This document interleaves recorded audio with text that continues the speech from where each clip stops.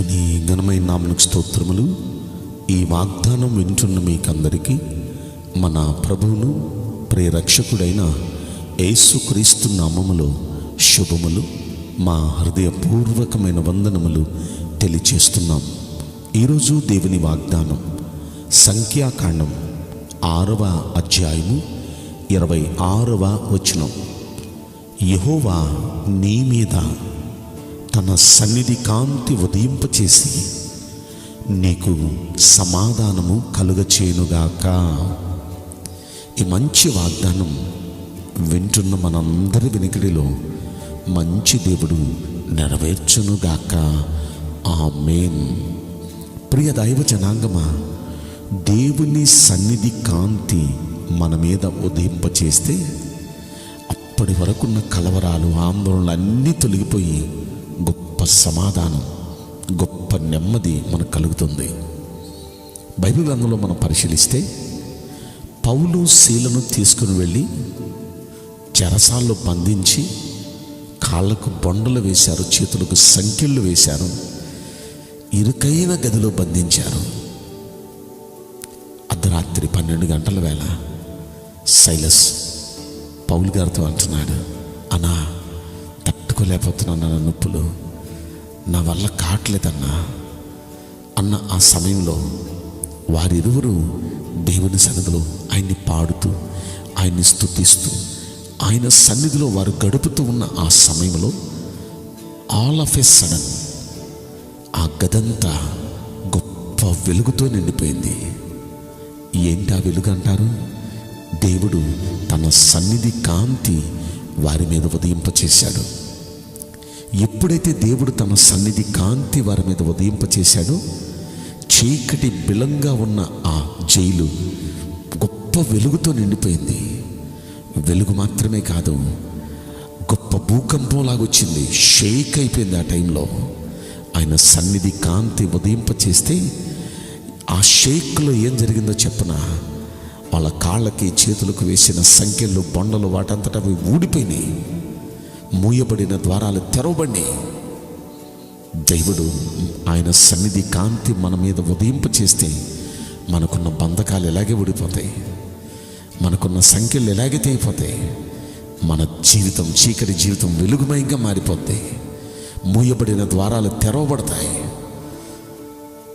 గుండెల్లో ఇవన్నీ జరిగేటప్పటికీ ఆందోళనతో, బాధగా, దుఃఖంగా ఉన్న వారికి ఇంత విడుదల వచ్చినప్పుడు ఎంత బాగుంటుందంటారు? ఎంత నెమ్మది గుండెల్లో కలుగుతుంది.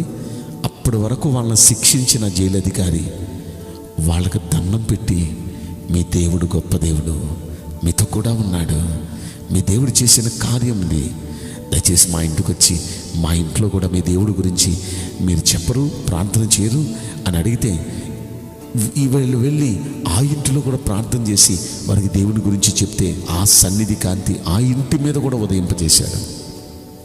ఆ ఇంటోళ్ళంతా రక్షించబడ్డారండి దేవుని మహిమను చూచినప్పుడు.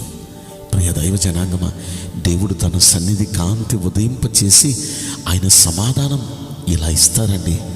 ఎలాంటి పరిస్థితులు ఉన్నారండి పౌలు శీల? వారికి ఎంత ఘనతనిచ్చాడు, వాళ్ళ పరిస్థితులు ఎలా మార్చేశాడు. వాగ్దానం వింటున్న మీ పక్షాన కూడా మీరున్న బంధకాల నుండి దేవుడు మీకు విడుదలిస్తాడు. మీకున్న ఆ శ్రమల నుండి విడుదలిస్తాడు. గొప్ప సమాధానం మీ గుండెల్లో, మీ కుటుంబంలో దేవుడు ఇస్తాడు. నమ్మండి. ఇది ఒకసారైనా మరో చోట కూడా మనం చూస్తాం. అపోస్తలుల కార్యం 12వ అధ్యాయంలో అక్కడ పేతురుని చెరసాల్లో వేశారు. చెరసాల్లో వేసి పకడ్బందీ కాపలా పెట్టారు పేతురికి. తెల్లారితే చంపేస్తారు. ఆ పరిస్థితుల్లో సంఘం ఆసక్తితో, అతి ఆసక్తితో ప్రార్థన చేస్తున్నారు. మా దైవజనుడు మాకు కావాలయ్యా, మా దైవజనుడు విడిపించయ్యా అని ప్రార్థన చేస్తున్నారు. అద్భుతం. దేవుడు తన సన్నిధి కాంతి ఆ రాత్రి వేళ జైలు గోడల మధ్య ఉన్న పేతురు మీద ఆయన సన్నిధి కాంతి ఉదయింపచేశాడు.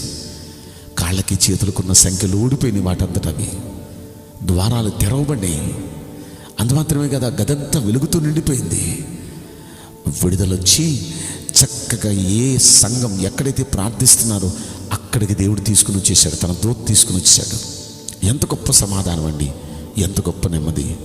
దేవుడు తన సన్నిధి కాంతి ఉదయింపచేస్తే చీకటితో నిండిపోయిన మీ పరిస్థితులన్నీ వెలుగుతో నిండిపోతాయి. బంధకాల్లో ఉన్న మీ బంధకాలు ఊడిపోతాయి, సంఖ్యలు తీగిపోతాయి, ద్వారాలు మూయబడిన ద్వారాలు తెరవబడతాయి, పరిస్థితులన్నీ అనుకూలిస్తాయి, గొప్ప సమాధానం నెమ్మది గుండెల్లో కలుగుతుంది. ఇవన్నీ జరగాలంటే దేవుడు తన సన్నిధి కాంతి ఉదయింపచేయాలి.